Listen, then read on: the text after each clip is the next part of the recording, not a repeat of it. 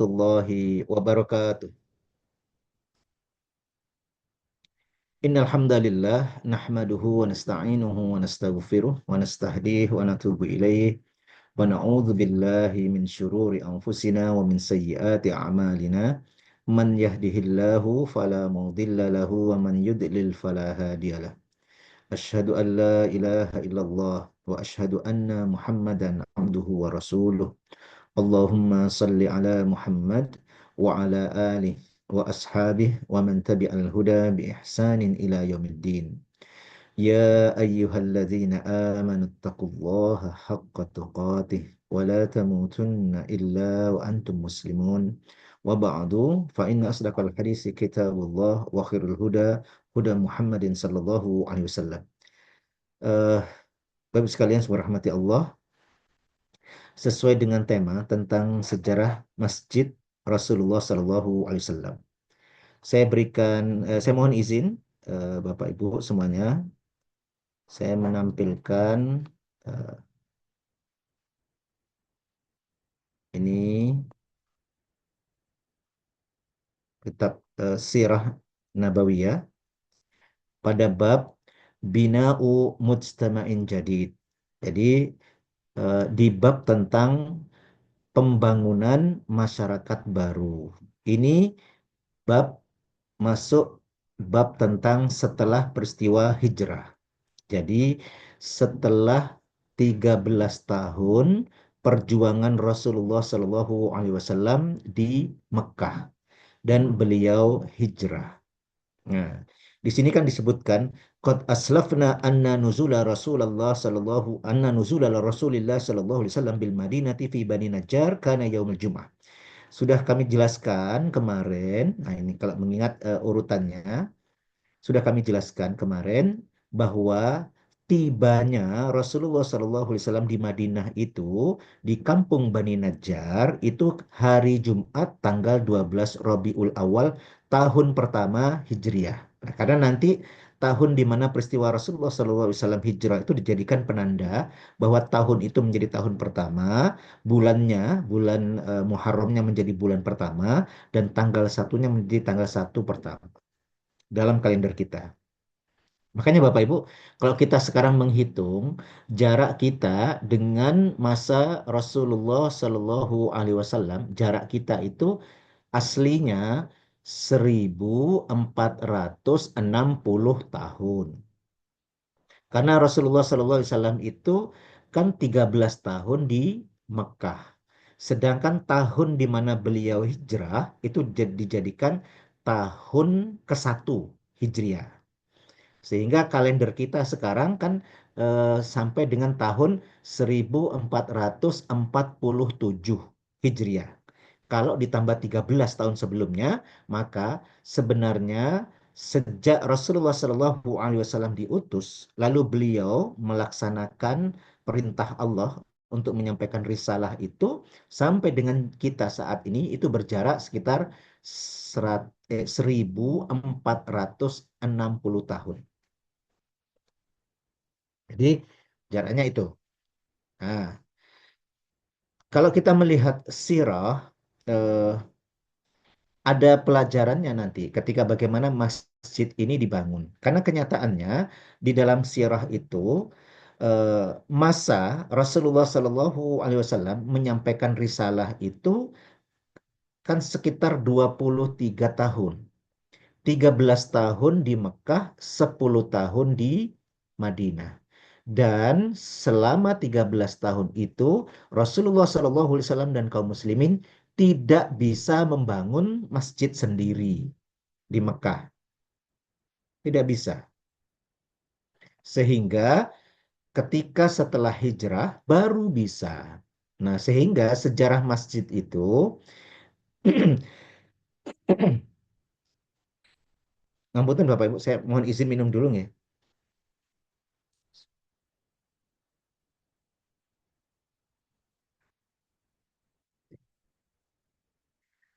Sehingga sejarah kalau kita melihat sejarah masjid itu sejatinya dimulai di periode Madinah atau setelah peristiwa hijrah.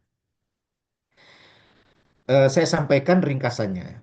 Jadi detik-detik terakhir Rasulullah SAW ini dari perspektif sirah Nabi ya, detik-detik terakhir beliau di Mekah itu terjadi di tanggal 27 Rajab,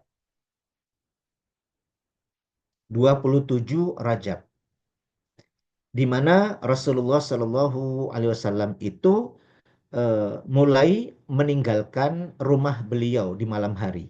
Itu tanggal 27 Rajab. Kalau dari urutan bulan kan begini. Muharram, Safar, maaf, bukan Rajab. 27 Safar, maaf. Muharram, Safar, Rabiul Awal, Rabiul Tsani. Nah, di bulan kedua, di bulan Safar, Safar. Maaf, saya ulangi sekali lagi. Saya koreksi. 27 Safar, bukan Rajab. Tahu bulan kedua itu adalah Safar. Muharram, Safar. 27 Safar, pagi harinya Rasulullah SAW kan mendapatkan berita rencana pembunuhan terhadap beliau oleh pemimpin-pemimpin musyrik Quraisy yang saat itu ya telah bersepakat bahwa mereka akan membunuh Rasulullah SAW dengan menugaskan sekitar 11 orang kesatria pilihan mereka. Dan Rasulullah akan dieksekusi di rumah beliau.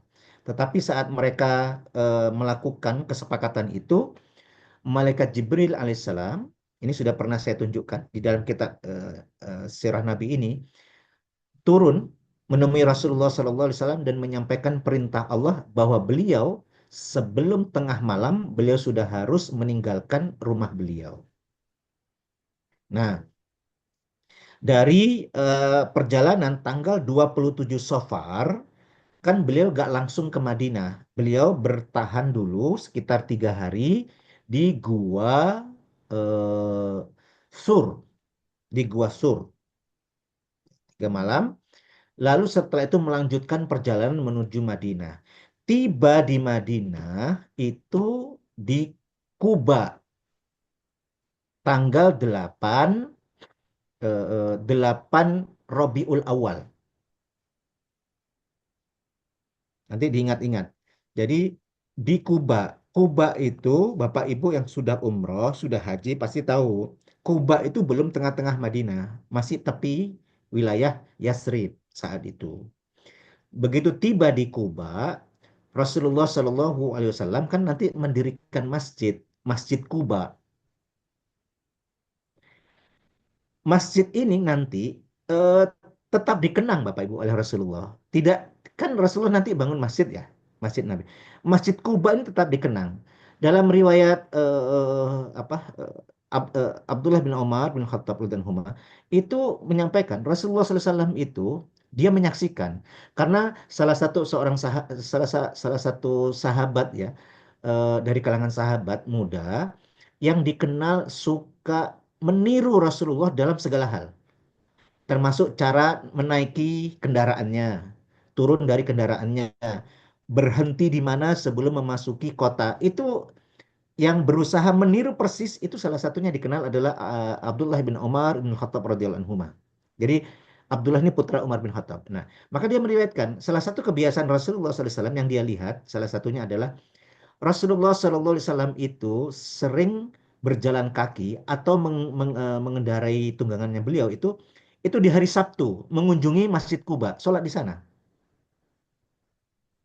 Jadi Masjid Kuba itu nanti punya kenangan itu memang. Nah, jadi yang pertama kali dibangun oleh Rasulullah masjid itu adalah masjid yang di Kuba.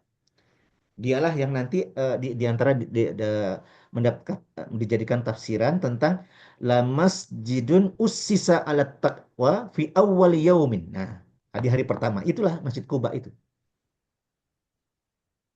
Jadi kalau nanti ini akan dibangun masjid yang milik kita sendiri di Frankfurt apa di mana nih? Anu ini nanti bisa ini ya mengambil pelajaran itu dari kisah ini karena itu selalu dikenang oleh Rasulullah SAW. Dalam sebuah riwayat yang lain tetapi derajat hadisnya Hasan. Saya tekankan lagi derajat hadisnya Hasan. Di antara riwayat itu menyebutkan yang sholat di Kuba itu setara umroh. Tapi ini nanti menjadi perdebatan kalau di kalangan para pemerhati hadis ya. Tapi ini saya sampaikan dalam konteks memberikan bayangan tentang eh, terpautnya hati Rasulullah SAW itu terhadap masjid pertama ini. Jadi 27 Safar berangkat, 8 Rabiul Awal sampai itu di Kuba. Nah, Rasulullah SAW berhenti di Kuba itu 4 hari. Tanggal 12 hari Jumat, berangkatlah pagi-pagi dari Kuba menuju ke tempat yang sekarang itu jadi Masjid Nabi di Madinah itu. Jadi ada jarak.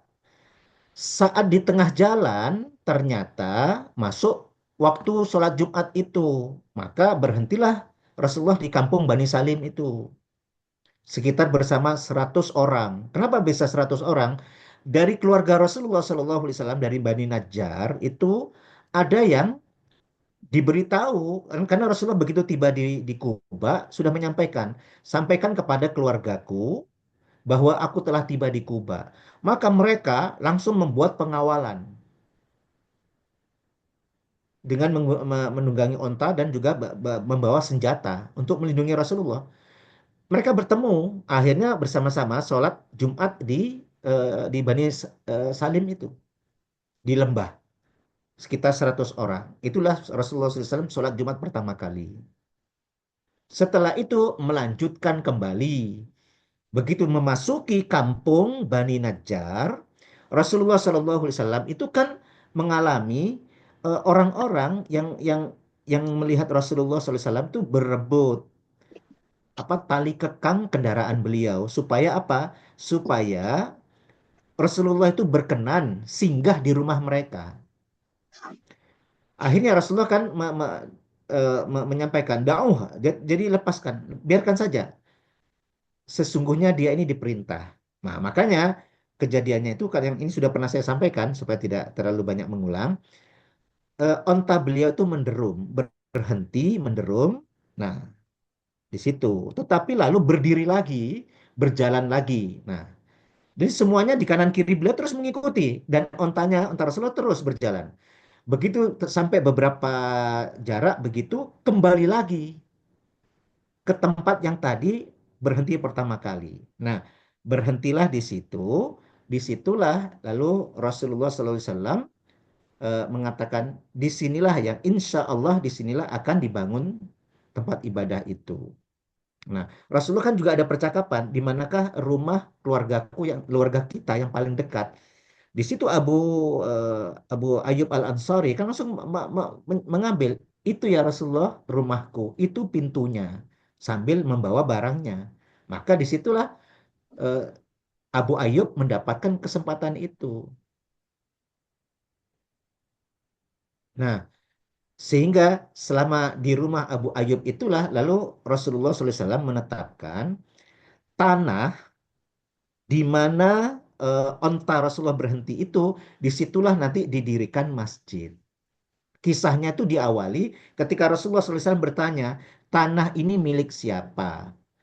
Tanah itu milik dua anak yatim piatu, namanya Sahal dan Suhail. Sahal dan Suhail ini walinya adalah As'ad ibn Zurarah.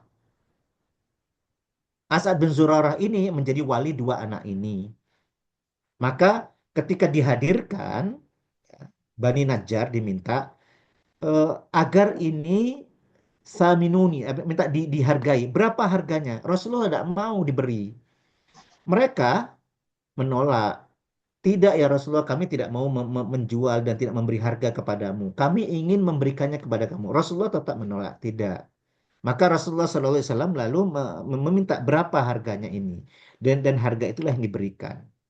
Nah, dalam riwayat itu ada dua, sebagian berpendapat itu yang diminta untuk melunasi harganya sekitar 10 dinar itu adalah Utsman bin Affan radhiyallahu anhu, sebagian meriwayatkan Abu Bakar Siddiq radhiyallahu anhu.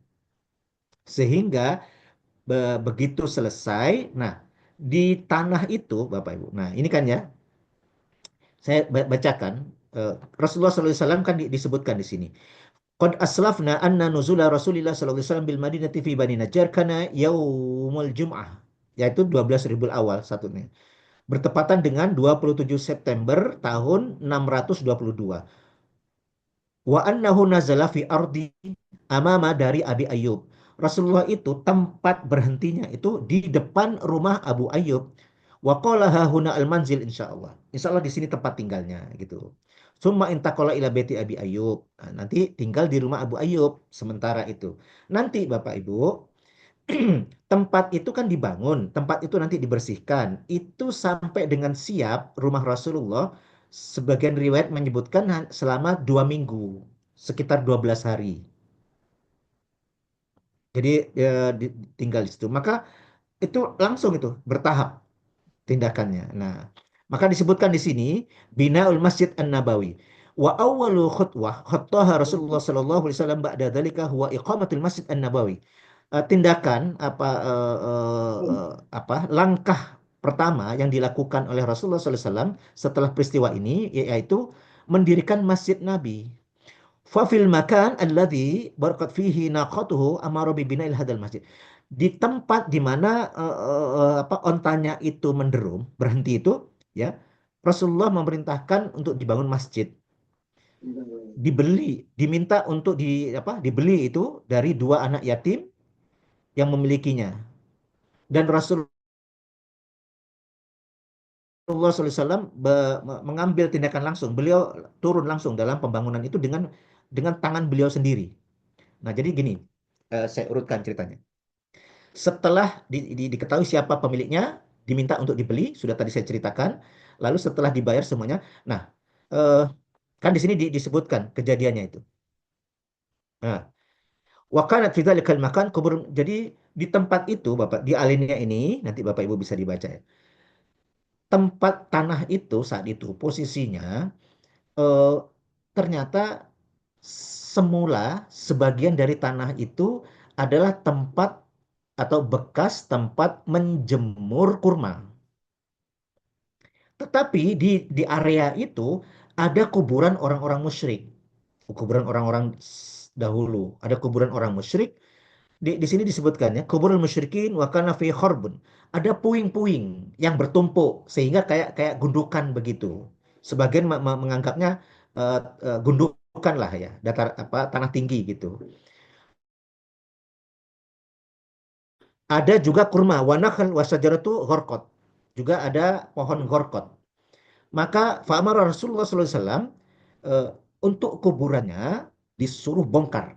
Tulang-tulangnya suruh keluarkan semuanya, suruh pindah. Dipindah oleh Rasulullah. Jadi bersih itu.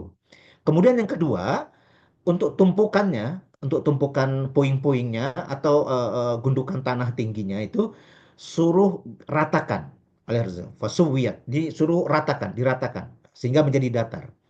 Kemudian untuk kurma dan gorkotnya suruh potong. Nah, nanti akhirnya tersedialah luas ya, luasan tempat yang akan dijadikan masjid itu kalau dikonversi ke meter sekitar 30 lebarnya 35, panjangnya 30. Nanti sebagian riwayat menyebutkan di tahun ke-7 itu diperlebar lagi menjadi 45 kali 45 sehingga benar-benar mirip apa eh, kotaknya itu panjang sama lebarnya sama. Awalnya seperti itu. Nah, baru makanya nanti disebutkan eh, eh, daun pintunya nanti dibangun segi empat ya, dibangun segi empat. eh, Kiblatnya itu ke arah Baitul Maqdis. Wasifat fi kiblatil masjid wa kanat al kiblah ila Baitul Maqdis. Jadi ke Baitul Maqdis. Arahnya itu ditetapkan oleh Rasulullah ke Baitul Maqdis. Jadi posisinya, maaf Bapak Ibu, saya mohon izin ya, eh, eh, saya saya kasih gambaran. Kalau tidak diberi gambar itu nanti sebentar. Oh ini.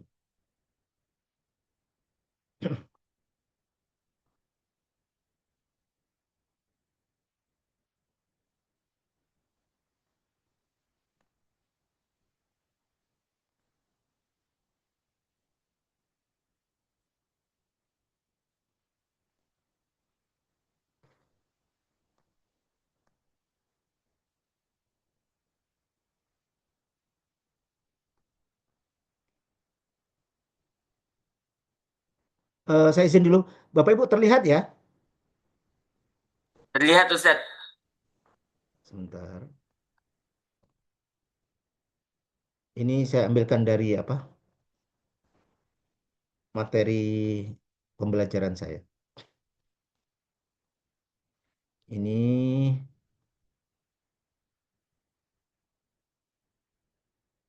gambarannya Arab pra-Islam. Nah, gini kan gambarannya nih. Ini Mekah, ini Madinah, kan gini. Nah, jadi ini selatan, ini utara. Utara semua ini Syam, wilayah ini Syam, sini.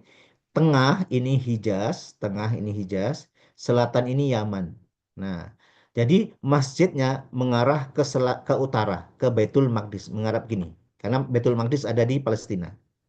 Jadi membelakangi Mekah.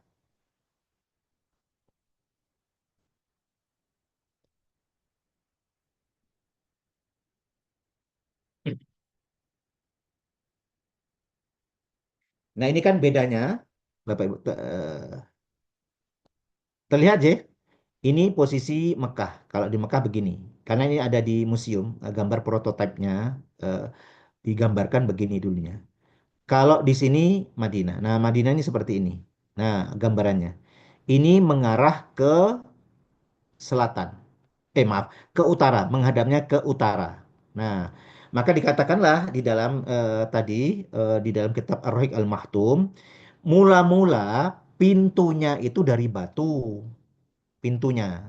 Penyangga apa fondasi apa pembatas pintunya semuanya dari batu. Tapi temboknya itu dari tanah liat, batu bata, lebenah ya, dari batu bata dan tin, tanah liat. Nah, inilah tingginya kira-kira ya. Jadi, atapnya dari pelepah kurma. Lalu tiang-tiangnya dari pohon, batang pohon, dari batang pohon. Nah, atapnya dari pelepah. Nah, ini menghadap ke utara, menghadap ke utara. Ini artinya mengarah ke Baitul Maqdis. Pintu ada tiga. Pintu di selatan, di sini, pintu masuk yang umum. Nanti di barat satu, di timur satu. Sebagai menyebutkan, yang barat itu adalah pintu Jibril. Yang satu lagi pintu Nisa, Babun Nisa. Yang satu lagi, jadi untuk masuknya laki dan perempuan itu berbeda. Nah, posisi setelah masjid itu jadi, Bapak Ibu, belum ya. Nanti saya sampaikan.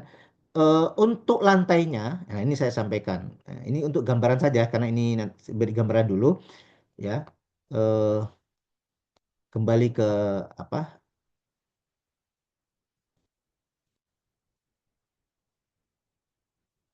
Ke kitabnya.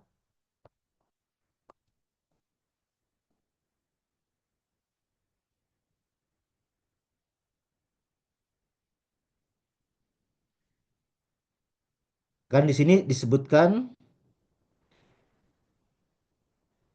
wa farshat arduhu minar rimal wal hasoba. Jadi untuk lantainya itu dari kerikil dan pasir.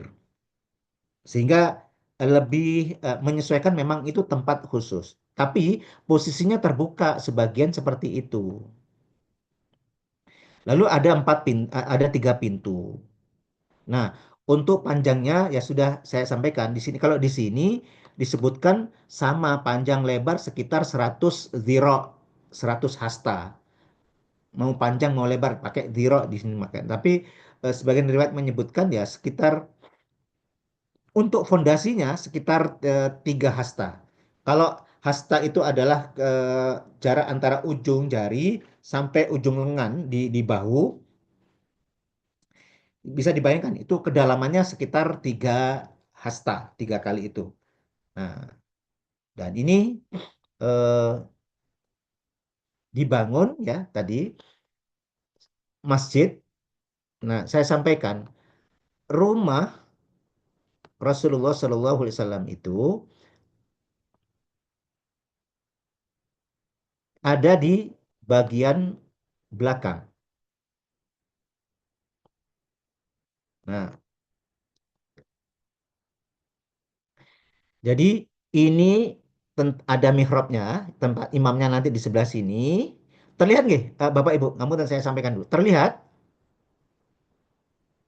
Mas Fari, apa terlihat ini? Terlihat Ustaz, Kursornya, kursor. terlihat Ustaz. Oke, Nah, oke. Jelas Ustadz. Ini kan di depan sini, ininya. Rumah Rasulullah itu di sini. Nah, rumah pertama kali yang dibangun, dua kamar ini hanya kamar-kamar begitu kecil, itu adalah tempat Ummul Mukminin Saudah bintu Zam'ah radhiyallahu anha. Kemudian Ummul Mukminin Aisyah bintu Abu Bakrin radhiyallahu anhuma. Nah, ini di sini. Jadi dua ini dulu awalnya. Nanti ditambah sesuai ini jumlah istri Rasulullah SAW. Dan nanti ada yang terpisah. Nah, itu tapi awalnya ini. Nah, rumah beliau kan di belakang sebelah kanan. Ini pintunya nanti dari sini. Dari sini belakang sebelah kanan. Ketika nanti dari kiblatnya dari Baitul Maqdis berubah ke Masjidil Haram, maka di sini jadi mihrab, wilayah bagian selatannya. Ini pindah. Nah, ini di tahun kedua setelah hijrah. Makanya pintu rumah Rasulullah SAW lalu ada di sebelah kiri beliau, jadinya dari posisi menghadap kiblat. Nah, itulah mengapa ada kisahnya nanti ketika beliau uh, Sallallahu Alaihi Wasallam di hari beliau wafat saat waktu subuh beliau sempat membuka tirai ya dari rumah beliau ini membuka tirai dan menyaksikan sahabat di sini berbaris sudah masuk dalam shaf untuk sholat ya untuk sholat beliau kan sakit sakit keras lama ya sekitar 1 mingguan dan riwayatnya itu nanti dikisahkan per hari sampai 5 hari sebelum wafat apa saja yang terjadi itu di bagian terakhir dari kitab ini Ar-Rahiq Al-Maktum. 4 hari sebelum wafat, 3 hari sebelum wafat, 2 hari sebelum wafat, 1 hari sebelum wafat, hari di mana beliau wafat itu dikisahkan sampai waktu subuhnya beliau membuka tirai, nah melihat dari sini sehingga terlihat semua barisannya ini. Abu Bakar Siddiq radhiyallahu an melihat Rasulullah ya beliau ingin mundur dari posisi akan mengimami itu mundur. Tetapi Rasulullah diberi isyarat oleh Rasulullah untuk tidak mundur. Rasulullah mengikuti jamaah dari dalam rumah. Setelah waktu subuh itu nanti Abu Bakar Siddiq radhiyallahu anhu kan pulang ke rumah. Rasulullah masih sakit. Masuk waktu duha, disitulah apa yang terjadi di rumah Rasulullah SAW tidak ada yang tahu kecuali Ummul Mukminin Aisyah radhiyallahu anha dan beberapa istri beliau yang menyaksikan nanti beliau eh, apa yang beliau wasiatkan. Sampai akhirnya di waktu duha saat terang-terangnya beliau wafat. Lalu Ummul Mukminin Aisyah mengutus seseorang untuk memberitahu ayahnya, yakni Abu Bakar Siddiq radhiyallahu an, akhirnya datang itu. Di saat Umar tidak bisa menerima wafatnya Rasulullah SAW. Akhirnya Abu Bakar lalu menegur Umar. Nah, inilah posisi masjid ini ya. Masjid Rasulullah SAW ini untuk gambarannya. Jadi kebijakan Rasulullah SAW, ngapunten Bapak Ibu, ini karena konteksnya saya menunjukkan gambar, Bapak Ibu membaca ini juga ya, membaca yang sebelah kanannya ini, kebijakan Rasulullah SAW. Ya. Karena ini berdasarkan ada riwayat-riwayatnya semuanya. Jadi satu membangun masjid itu benar, merehabilitasi muhajirin Mekah dan Madinah mempersaudarakan itu benar, melakukan perjanjian perdamaian itu benar, mengatur hak dan kewajiban warga di Madinah itu benar dengan piagam Madinah nanti, membuat konstitusi itu benar, menyusun sistem pertahanan kota Madinah itu benar, tujuh meletakkan dasar-dasar sistem ekonomi itu benar. Tetapi kalau tentang masjid secara khusus, nah di sini Bapak Ibu.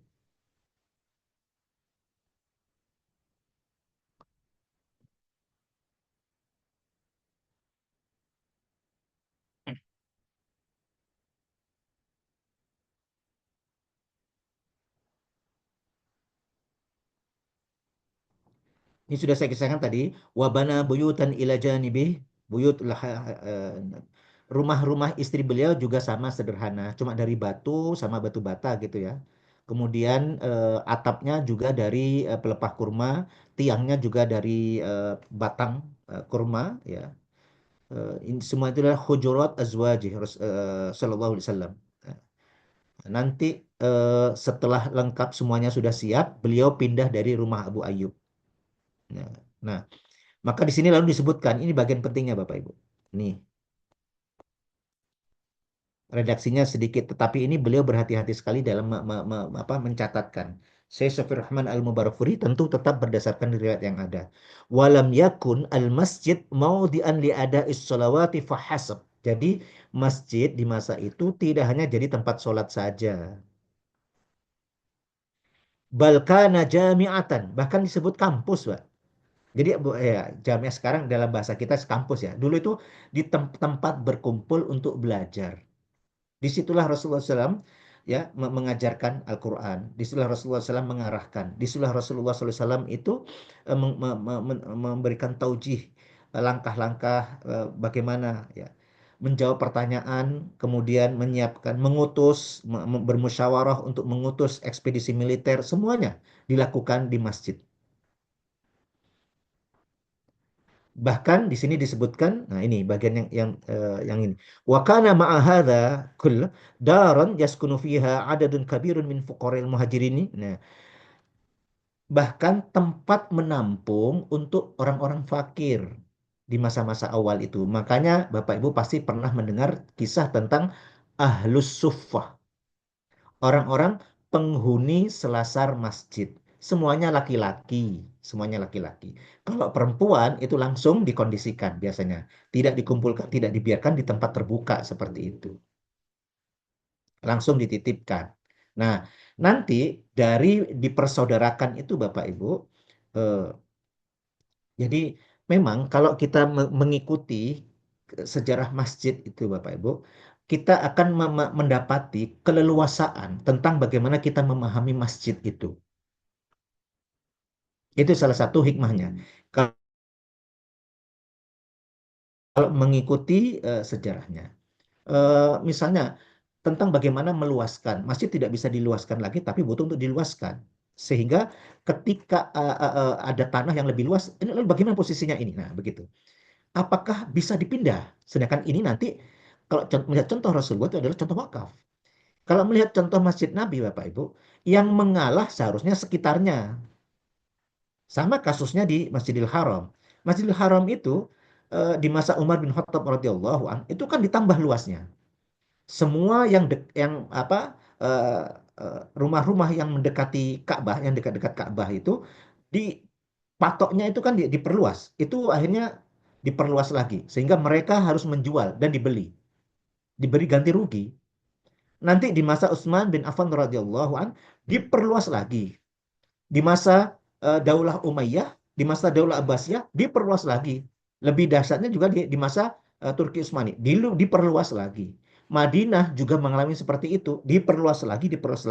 Cuma ada kasus di masa Umar bin Khattab radhiyallahu an, masjid di Kufah itu tidak bisa lagi, tapi dengan cara dipindah. Nah, itulah mengapa nanti Bapak Ibu kalau melihat akwal, ijtihad para ulama atau pendapat para ulama tentang masjid bisa dipindah atau tidak, salah satu kasus utamanya itu yang menjadi argumentasi bahwa itu bisa, misalnya nih ya, kita punya 1.000 meter sudah ini. Ternyata jamaah tambah banyak dan tidak memungkinkan itu. Sedangkan memperluas, tidak bisa, tidak ada yang mau. Tetapi di dekat tanah itu ada lahan lagi yang luasnya 3.000 atau 4.000 meter. Yang juga diwakafkan. Nah, ini bisa ditukar posisi. Sehingga masjid ini dipindahkan ke yang 3.000 itu tadi. Lalu ini bisa dimanfaatkan untuk yang lain. Kasus di Kufah itu oleh Umar bin Khattab sebagian menyebutkan demikian riwayatnya itu dijadikan lahan sebagian lahan untuk pasar karena sudah ada tempat ganti untuk masjid yang lebih luas. Nah, itu. Sehingga ini nanti menjadi perangkat bagian dari pemahaman kita ketika kita berbenturan. Karena selain itu, bukan hanya itu saja Bapak Ibu, karena ada kisah-kisah di dalam sirah itu yang nanti menjadi dasar diskusi. Misalnya, eh, saya sampaikan ke jenengan semua ya misalnya, Bapak Ibu pernah mendengar peristiwa Fathu Mekah? Pernah kan? Mas Fahri ini sudah ya, sudah pernah kita bahas, sempat kita bahas ya. Ya betul, sudah. Nah, Hmm. jadi saat peristiwa Fathu Mekah saja, ini dalam hadis sahih dari Jabir bin Abdullah radhiyallahu an, jadi sahabat Rasulullah SAW itu meriwayatkan. Kan saya gambarkan itu kan kisahnya, Bapak Ibu. Ternyata ada detail-detail kisah juga yang kaitannya sama masjid nanti. Ya apa? Di antaranya dikutip oleh Imam Ibnu Taimiyah untuk argumentasi tentang memindahkan posisi ini apa atau berubah ini apa yang diniatkan itu karena suatu hal. Ini contohnya. Jadi begini, jangan fokus ke pertempuran Fatu Makkahnya atau posisi bagaimana kejadian. Kalau kemarin yang saya bahaskan tentang bagaimana Rasulullah SAW itu memaafkan. Yang kita bahas setelah ini eh, apa kita keluar dari Ramadan ya. Karena memang qadarullah Fatu Makkah terjadi di tanggal 20 Ramadan juga. Sehingga salah satu pelajarannya itu memaafkan. Bahkan pada kasus yang khusus, Rasulullah memaafkan semuanya kecuali 10 orang yang disebut oleh Rasulullah SAW. Kalau menemui mereka, bunuh saja mereka. Meskipun mereka itu bergelantungan ke kiswah Ka'bah itu untuk berlindung. Rasulullah mengizinkan. 10 orang yang disebut itu tetap dihukum, boleh dibunuh. Gitu. Tetapi apa kejadiannya? Faktanya. Hanya 3 orang. 7 orang itu datang menghadap meminta maaf kepada Rasulullah. Meskipun ada perintah seperti itu, mereka datang meminta maaf, dimaafkan oleh Rasulullah. Dimaafkan oleh Rasulullah. Bapak Ibu tahu di antaranya yang dimaafkan. Tahu Ikrimah ibn Abi Jahal radhiyallahu an. Itu kan putra Abu Jahal. Ikrimah itu sangat keras kepada Rasulullah SAW itu. Bapak Ibu tahu Hindun, istri Abu Sofia. Sufyan, istri Abu Sufyan, yang membelah dada paman beliau, itu kan termasuk yang dihukum, diperintahkan dihukum mati itu. Datang memohon maaf, dimaafkan Bapak Ibu. Kalau satu itu saja, oh berat pelajarannya. Seluas apa, selapang apa beliau Rasulullah SAW bandingkan dengan kita sekarang. Kita dengar salah salah orang salah ngomong aja seumur hidup diingat-ingat terus.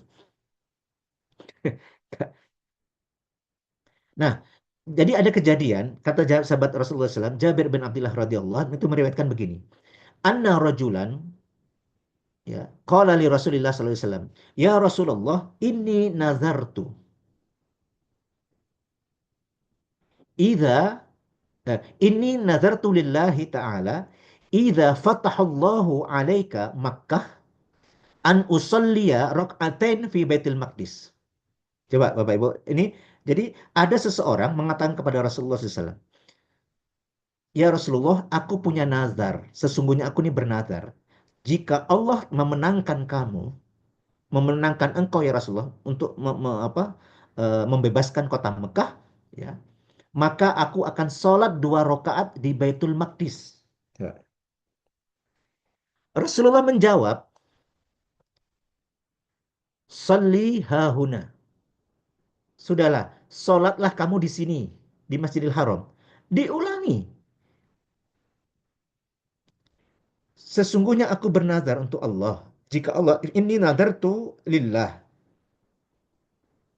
Idza fatahallahu alaika Makkah an usalli rak'atain fi Baitul Maqdis. Fasalliha huna. Sudahlah, sholat di sini kamu. Diulangi lagi.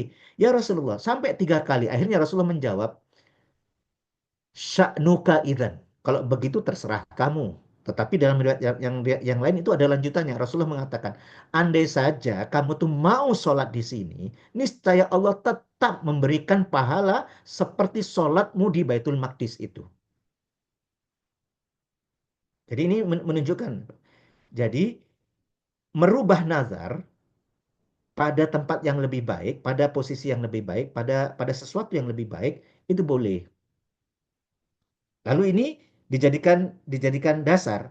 Seseorang ketika mewakafkan sesuatu, itu kan memang niat baik.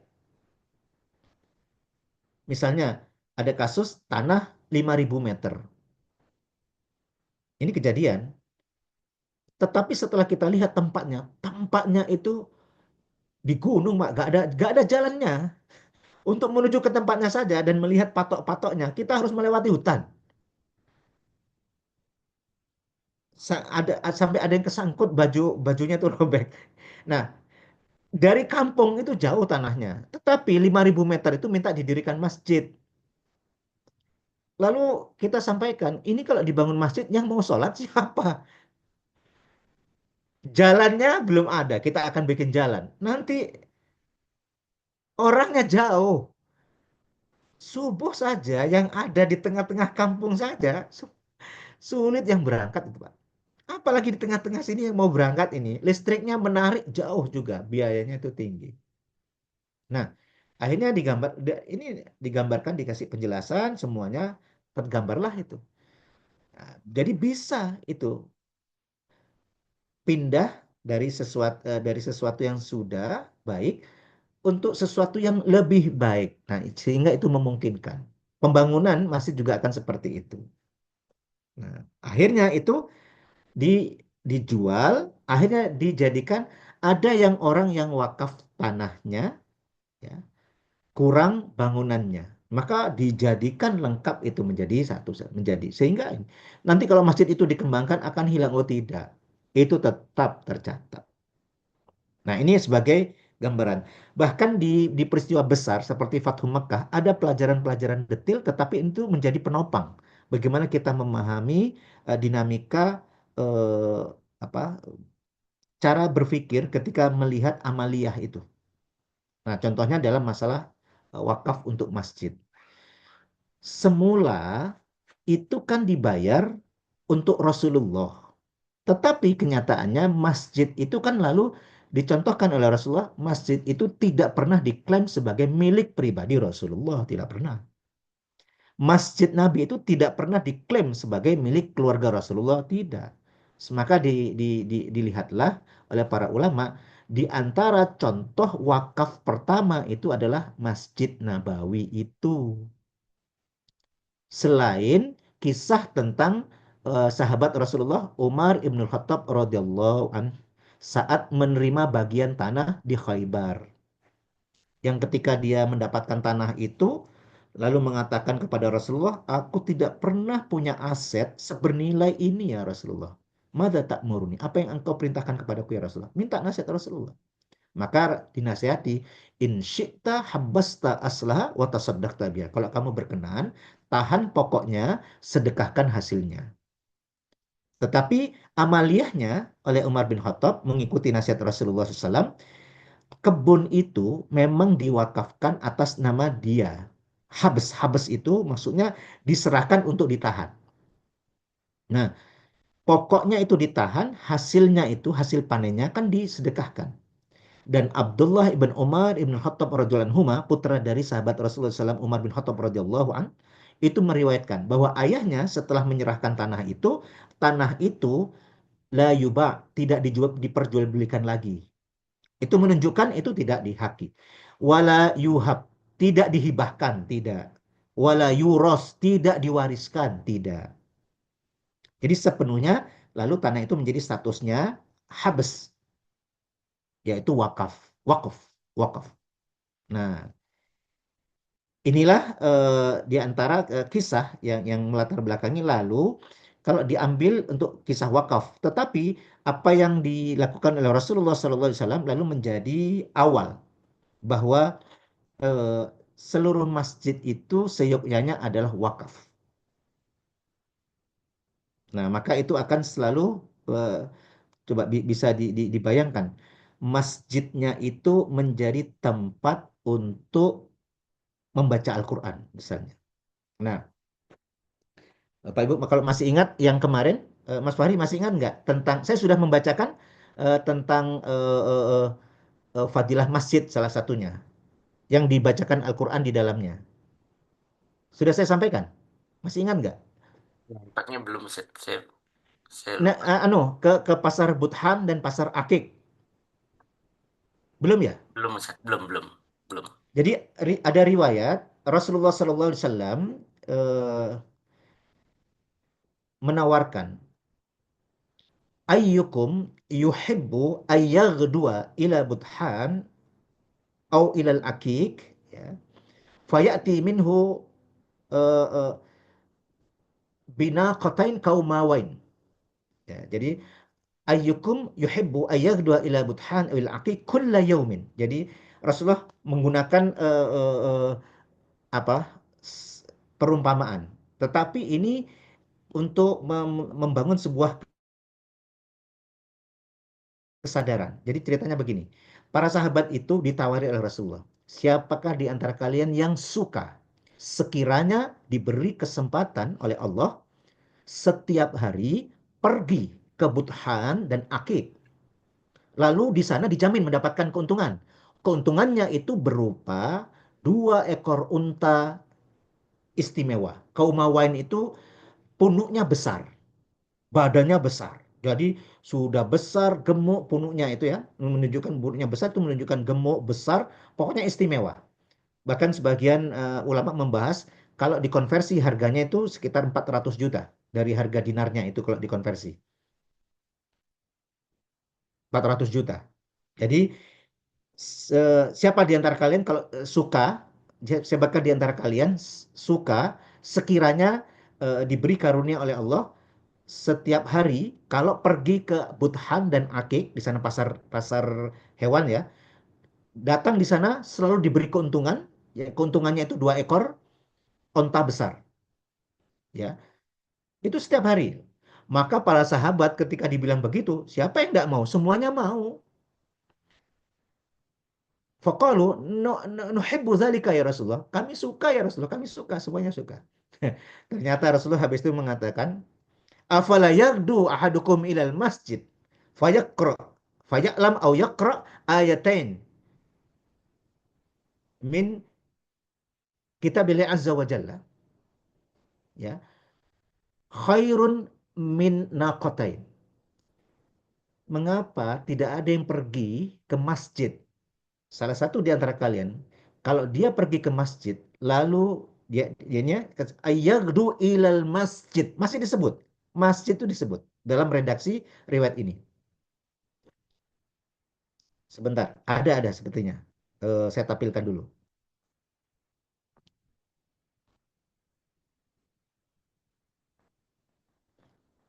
Nah, ini. Oh, kemarin lupa ya. Belum belum sampai sini tapi keburu ini. Ada Bapak Ibu ternyata.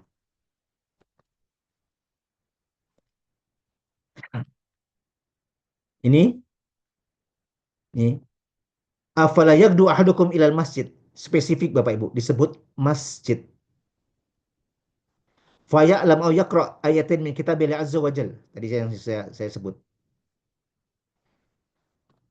Pergi ke masjid membaca 2 ayat Al-Quran itu lebih baik daripada 2 onta tadi. Kalau dia membaca 3 ayat, wasalat khairun lahu min salas. Kalau baca 3 ayat lebih baik dari 3 onta. Kalau membaca 4 ayat lebih baik dari 4 onta. Wa min adadihinna minal ibil. Begitu selanjutnya.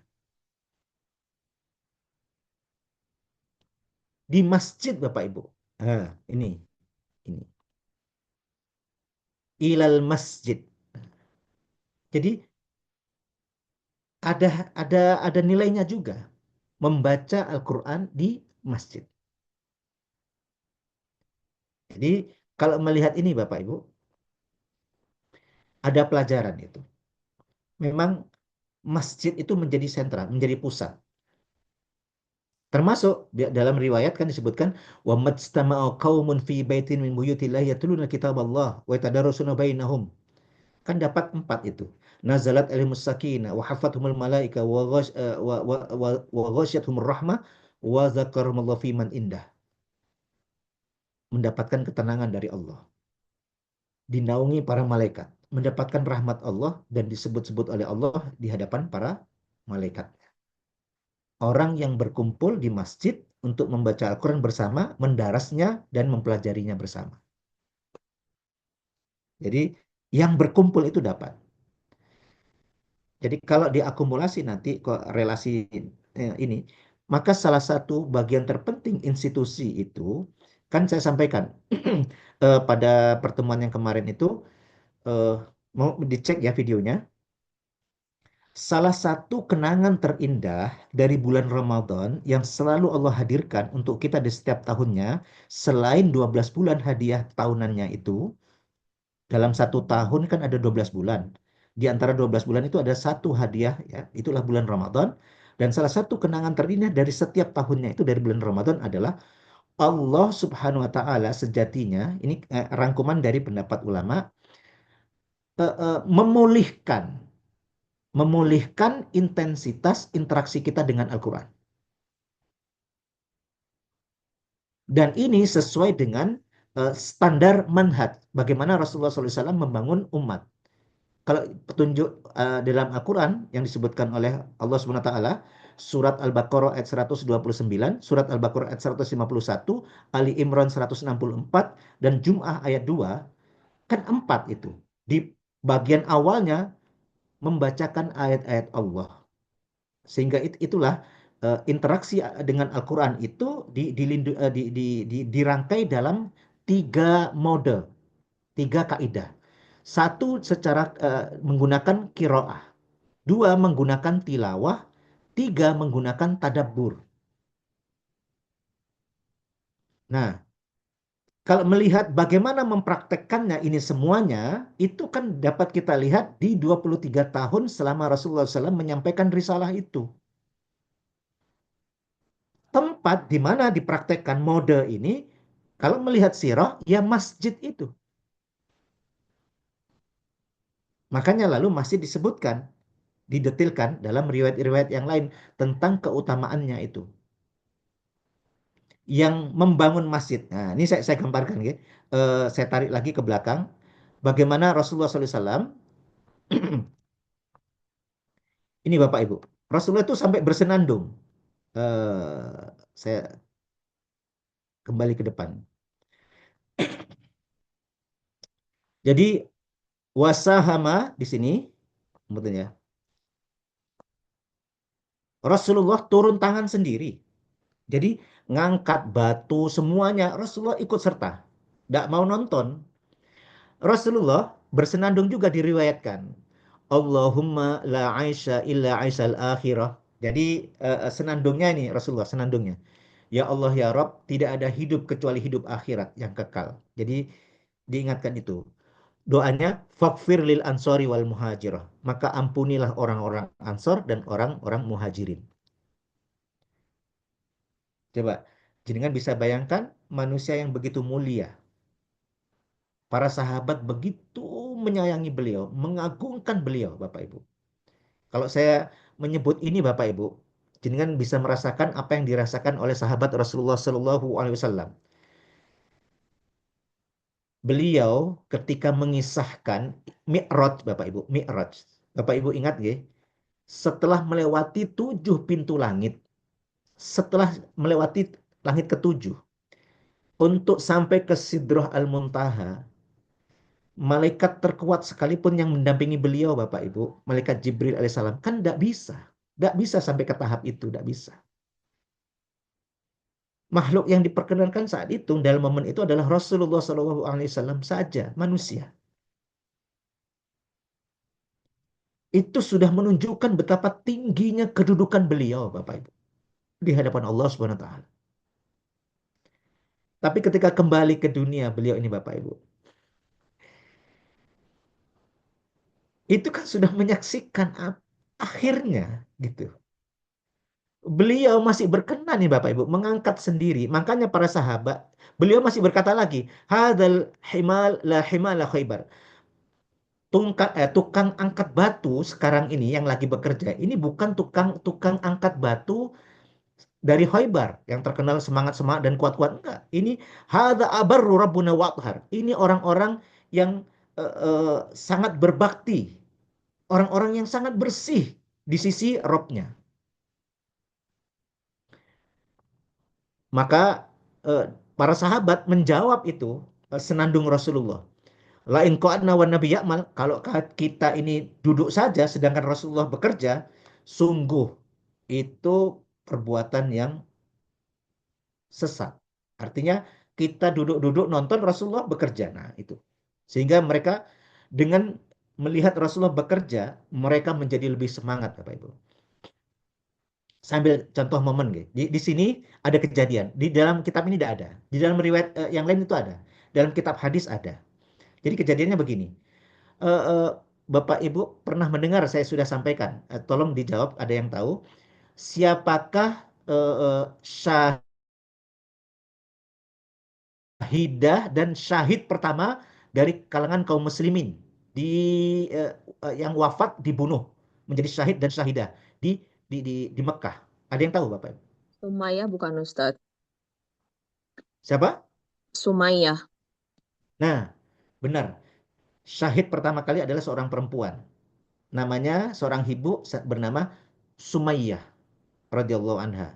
Setelah itu suaminya Yasir radhiyallahu an. Jadi dua-duanya adalah ibu dari Ammar. Nah, saat membangun masjid itu, saat mengangkat batu, Ammar bin Yasir radhiyallahu anhuma itu dia mengambil dua batu besar. Satu dia bawa sendiri, satu itu untuk menolong Rasulullah. Rasulullah akhirnya membersihkan setelah meletakkan batunya, mengusap mengusap punggungnya itu sambil memuji, tetapi dalam waktu bersamaan Rasulullah juga mengingatkan bahwa punggungnya itu nanti dicederai oleh kalangan pemberontak.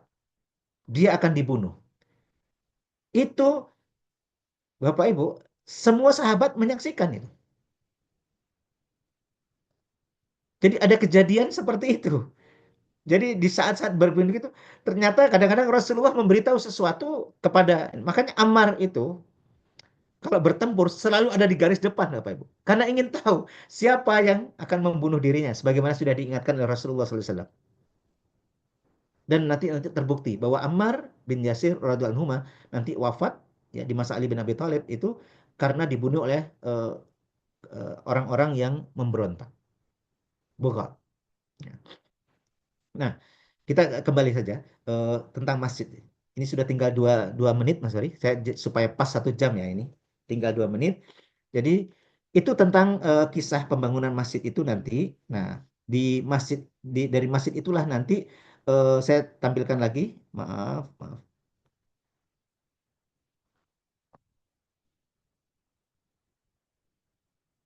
Ada beberapa ya riwayat.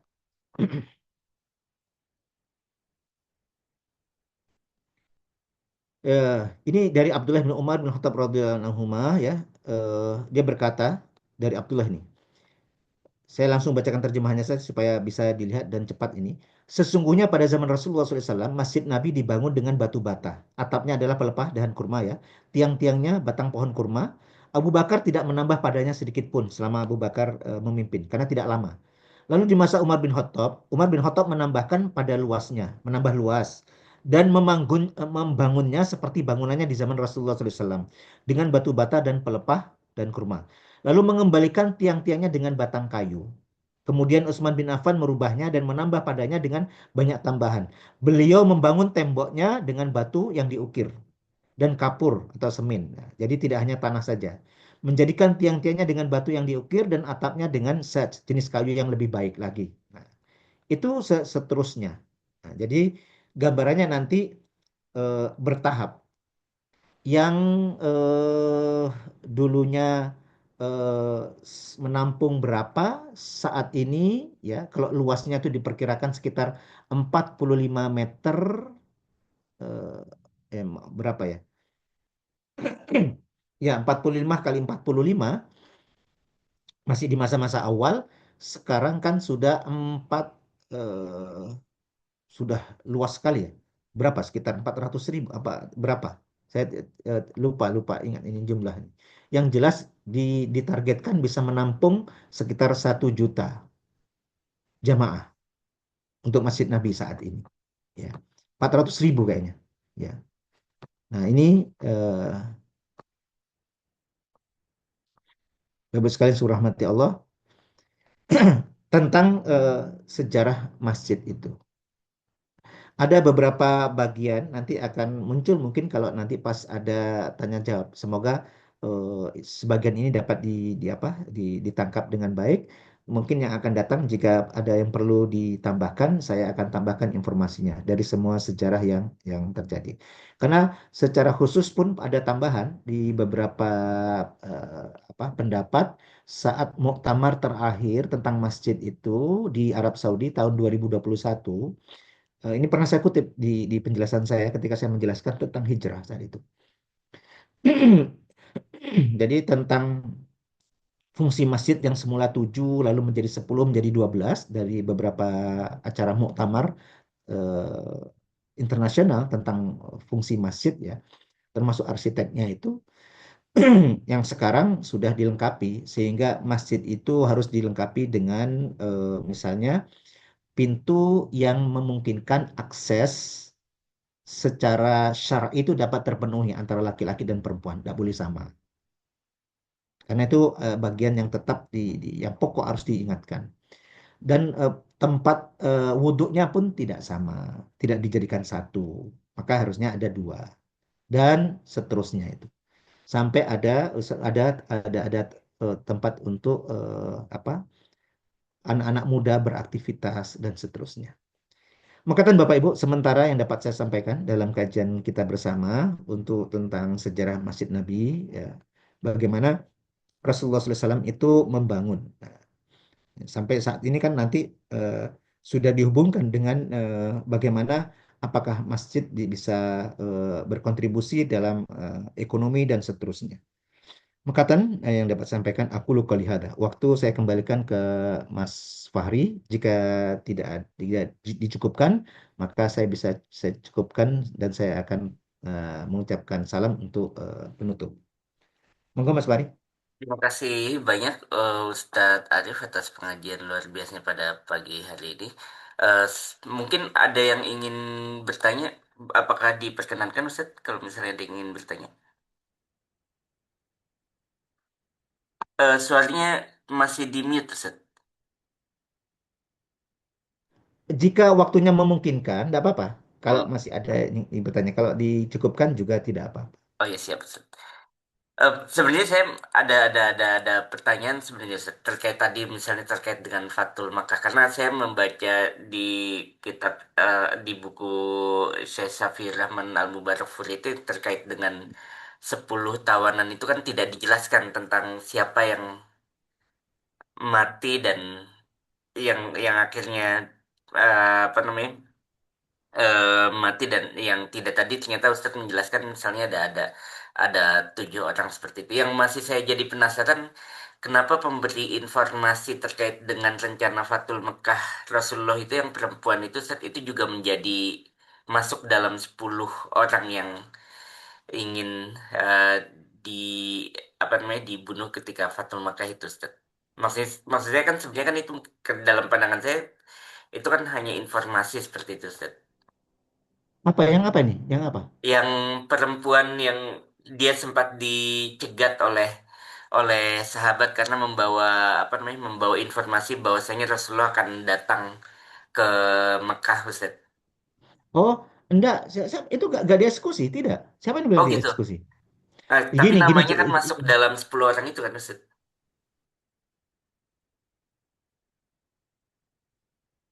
Suaranya di mute Ustaz. Afwan, Ustaz.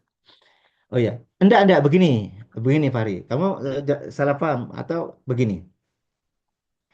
Jadi eh, Rasulullah SAW ketika mendapatkan informasi dari suku Huza'ah bahwa orang-orang Bani Bakar Hmm, itu berkhianat, hmm, melanggar perjanjian Hudaybiyah, dan ternyata didukung oleh orang-orang Mekah. Salah satu pendukung utamanya itu ya Ikrimah. Nah, Ikrimah ini juga yang membiarkan saat orang-orang suku Huza'ah itu lari masuk ke wilayah Tanah Haram, lalu pemimpin suku Bani Bakar, Naufal itu masih menyerang mereka. Mereka lari sampai ke kota Mekah pun masih dibiarkan. Nah, ini kan Ikrimah juga. Nah, setelah semuanya peristiwa itu, pelanggaran itu dan pembunuhan itu diceritakan kepada Rasulullah SAW, Rasulullah murka memang. Tetapi amarah beliau itu kan hanya nampak dari wajah beliau. Tetapi ketika saat itu terjadi, kan lalu melihat ada tanda di langit itu ada mendung. Tetapi mendung itu dijadikan oleh Rasulullah sebagai penanda bahwa ini adalah kemenangan pihak kaum muslimin dan menjadi penanda kekalahan mereka. Maka Rasulullah SAW, ini di detail kisahnya ya, kalau dibaca lagi. Lalu menyiapkan secara diam-diam persiapan-persiapan itu. Nah, ternyata persiapan-persiapan ini kan lalu dibaca oleh sebagian sahabat. Nah, dibaca oleh sebagian para sahabat bahwa selama waktu kurang lebih 8 tahun ini pertempuran itu, kaum muslimin saat itu yang jumlahnya selalu lebih sedikit, itu tidak pernah kalah. Sudah saya sampaikan ya kasus perang Uhud itu, nanti nggak usah bertanya, kan itu sudah selesai artinya. Jadi perang Uhud pun nggak kalah gitu. Jadi tidak pernah kalah. Ketika jumlah kaum muslimin selalu lebih kecil nggak pernah kalah. Nah ini sekarang jumlahnya diperkirakan kekuatan kaum muslimin sudah melampaui jumlah kekuatan orang Mekah. Ada rasa khawatir di antara para sahabat ini, termasuk Mikdad. Mikdad ini mengirim pesan ya, sebuah tulisan itu yang digulung disimpan di rambut salah seorang hamba sahaya perempuan. Yang hamba sahaya ini diikutkan dalam sebuah kafilah yang menuju ke Mekah. Konteksnya masih untuk berdagang gitu. Rasulullah perintahkan agar menangkap ini, menangkap orang ini, dikejar itu. Salah satunya emang yang diperintahkan oleh Rasul, Ali bin Abi Thalib. Ali bin Abi Thalib dapat itu. Nah, itu dibawa surat itu. Mikdad dihadirkan. Nah, Umar bin Khattab ada di situ semuanya sahabat yang lain. Maka ditanya, apa ini? Dia mengatakan, ya Rasulullah, aku beriman kepada Allah. Aku beriman kepadamu ya Rasulullah. Yang aku lakukan ini tidak ada lain hanya untuk mengingatkan keluargaku. Karena aku khawatir, ini khawatir. Mereka dibantai gitu loh. Nah, tetapi Umar bin Khattab kan mengatakan, dari kasus ini kan mengatakan, ya Rasulullah, dia telah berlaku nifak dan dia telah kafir kepada Allah dan Rasulnya. Dia berkhianat kepada Allah dan Rasulnya dan dia adalah orang yang bersikap nifak. Dia munafik. Kan Rasulullah SAW lalu menegur Umar, Fahri. Wahai Umar, tidakkah kamu mengetahui bahwa dia adalah peserta perang Badar? Umar langsung menangis. Ketika diingatkan status Mikdad itu beliau itu adalah peserta perang Badar. Seluruh peserta perang Badar itu kan dinyatakan disayangi oleh Allah, disayangi oleh Rasulullah, dicintai oleh Allah, dicintai oleh Rasulullah SAW. Mereka semua adalah orang-orang pertama-pertama yang mereka benar-benar dijamin ketulusannya. Langsung menangis Umar bin Khattab. Allah dan Rasulnya lebih tahu. Dia meminta maaf. Makanya ini kan pernah saya sampaikan. Salah satu singgungan saya adalah kalau ada peristiwa-peristiwa besar umat itu seharusnya kita selalu ikut. Karena keberkahan itu di saat-saat sulit, di saat peristiwa-peristiwa besar itu. Karena kan juga saya singgung lagi tentang beberapa orang saat perang Hunain nanti yang bertahan saat sekian ribu orang itu mundur ya 12.000 lari semuanya. Yang bertahan itu tidak hampir 100, sekitar 87 sampai sebenarnya mengatakan cuma 100 orang. 100 orang itu yang malaikat Jibril turun dan mengatakan Allah menjamin rezeki mereka. Jadi di waktu-waktu sulit itu dapat ya seperti itu. Nah, kisahnya itu seperti tadi. Jadi nggak dihukum itu. Itu karena kesalahan itu saja. Nah, nanti saat nanti kita bahas secara khusus untuk Fathu Mekah, saya sampaikan tentang 10 orang. Sebagian saya itu juga mengkhususkan tentang 10 orang itu dan bagaimana akhirnya. Termasuk 10 orang itu kan Wahsy yang menombak menombak Hamzah Ya. radhiyallahu anhu. Itu ya. Jadi itulah apa gambarannya. Nanti dicek lagi Ya, bacanya. Ustaz. Kayaknya Begitu ya, harus Mas Arif? perlu sesi khusus tentang itu, Ustaz. Ya, Mohon insya izin Allah ada. bertanya, Ustadz. Mau monggo, Budi. Kayaknya Bu ada Budi, banyak, ada di Iya. enggak, kayaknya di bawah tuh juga ada pertanyaan. Kayaknya Di Ustadz chat ini oh, juga. memang harus mengisinya lebih banyak, Ustadz. Benar, saya mendengarkan aja sudah, aduh, ingin mendengarkan lagi. Iya, terkait dengan masjid dengan fungsi sebagai madrasah begitu ya, Ustadz. Sepertinya ya. tadi disampaikan demikian. Apakah wanita pada zaman itu di Masjid Nabawi memiliki hak yang setara dengan laki-laki dan karena kan ada babun nisa begitu ya, Ustadz. Hmm. Apakah bersama dengan para ikhwan juga belajar di masjid bersama Rasulullah begitu, Ustadz, pertanyaannya. Oh ya. Eh, saya manggilnya Mbak Nur, Mbak Siti, Mbak Sihan ya. Saya biasanya dulu Mbak Sihan manggilnya. Sihan, Ustadz, Sihan. Oh, Sihan ya. Karena Ya. baru baru kali ini Mbak Sihan saya melihat nama lengkap jenengan itu Siti Nur Sihan gitu. Kalau kemarin Oh kan iya. Sihan-Sihan saja kan. Saya Iya. manggilnya Mbak Sihan, Mbak Sihan. Kok Iya. sekarang namanya lengkap? Makanya saya mau milih. Saya manggil Siti, manggil Nur atau manggil Mbak Sihan ini bagusnya. Halo Siti, panggilan ibu saya. Oh, Iya. eh, saya manggilnya Mbak Sihan kan? Iya, Nggak apa-apa monggo. kan? Iya. Monggo, monggo. Nah, Iya, Nur enggak apa-apa. yang ditanyakan Mbak Sihan ini bagus sekali. Mbak Sihan, nanti saya tunjukkan juga ya. Ada eh, 4 jilid tentang apa eh, kisah eh, eh, eh, partisipasi perempuan, partisipasi para sahabiah di zaman Rasulullah SAW. Itu ada sekitar 4 jilid. Salah satu riwayat yang masyhur dan terkenal itu hadis sahih saat Rasulullah SAW berkumpul ini dan itu diduga di masjid bersama para sahabat laki-laki, tiba-tiba ada seorang sahabiah datang dan di dalam riwayat itu dikatakan, ya Rasulullah, eh, mereka ini telah mendapatkan semuanya ya Rasulullah darimu. Kalau mereka dapat belajar kapan saja kepadamu ya Rasulullah, yang laki-laki ini maksudnya bertanya begitu. Lalu kalau mereka berjuang berangkat semuanya, ya Rasulullah, kami yang menjaga rumah mereka, kami yang menjaga anak-anak mereka, kami yang menjaga harta mereka. Dan mereka sudah mendapatkan waktu darimu, sehingga mereka dapat belajar darimu tentang apa-apa yang diajarkan oleh Allah kepadamu. Maka perempuan ini meminta kepada Rasulullah, ya Rasulullah, berikanlah kami satu waktu agar engkau mengajarkan kepada kami apa-apa yang diajarkan oleh Allah kepadamu.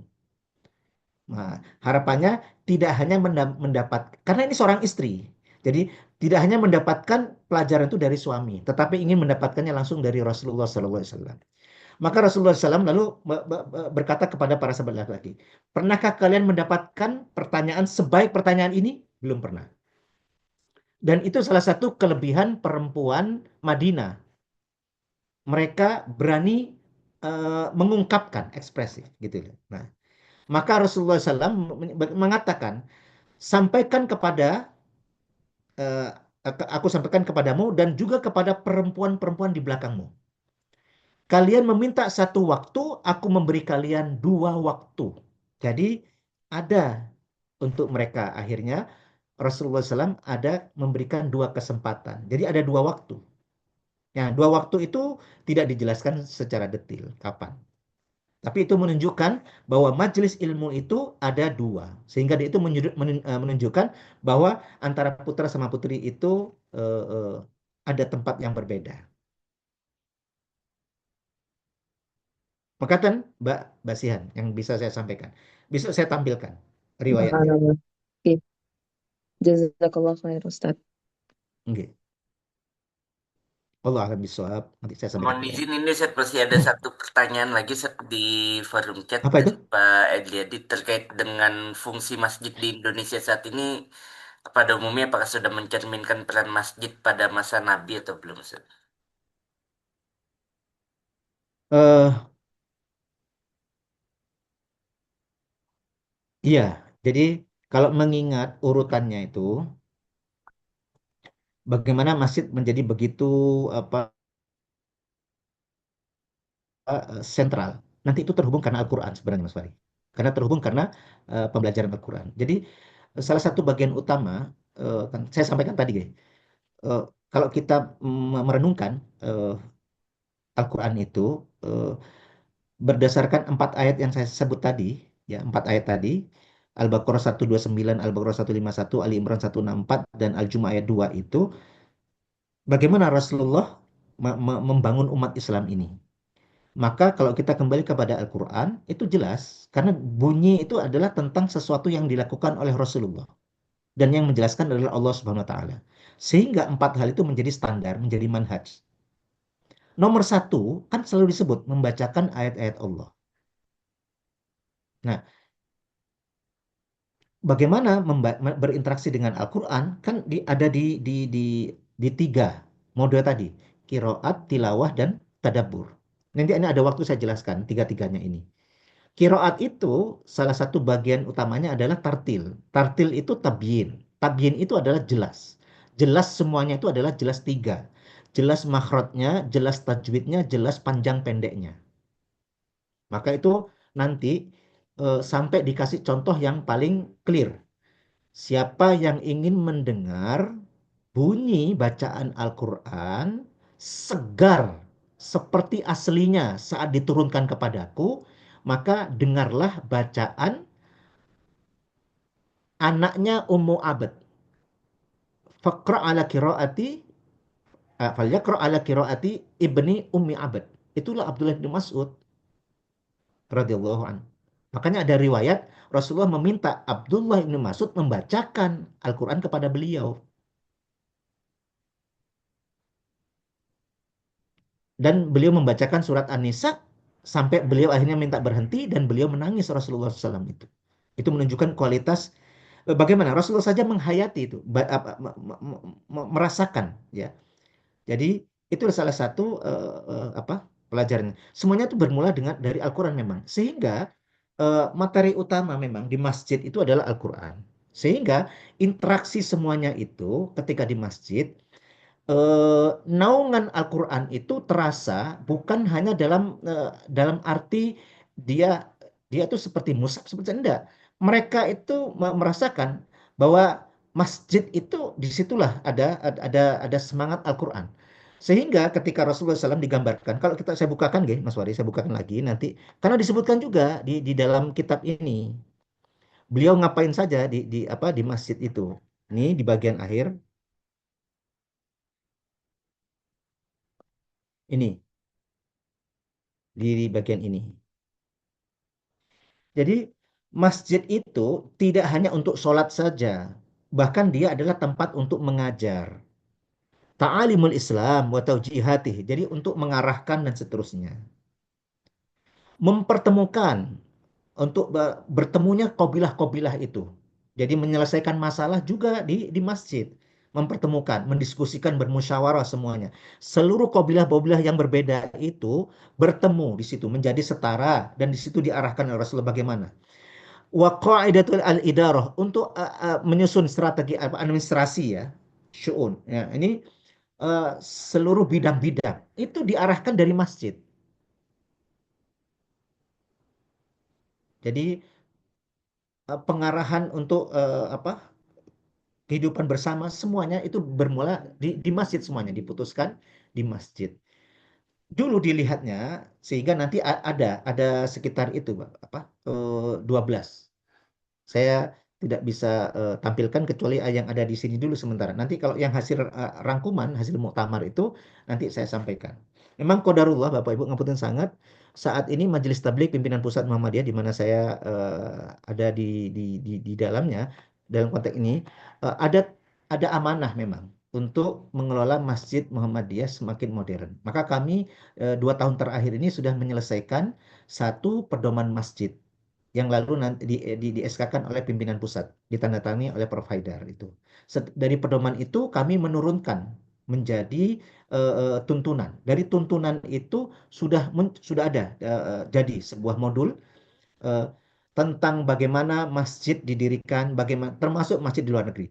Itu semuanya sudah disusun sedemikian rupa, tentang nomornya nanti, nomor registrasinya, tentang ciri bangunannya yang selalu harus ada, bahwa itu menjadi identitas dan seterusnya, sehingga itu mengatasi seluruh permasalahan administrasi dan sebagainya.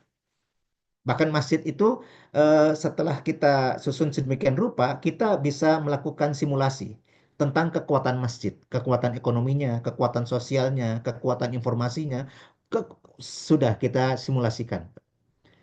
Kalau kita mengikuti kaidah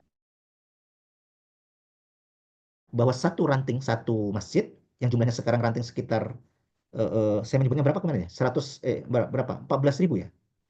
14.000, sekitar 14.000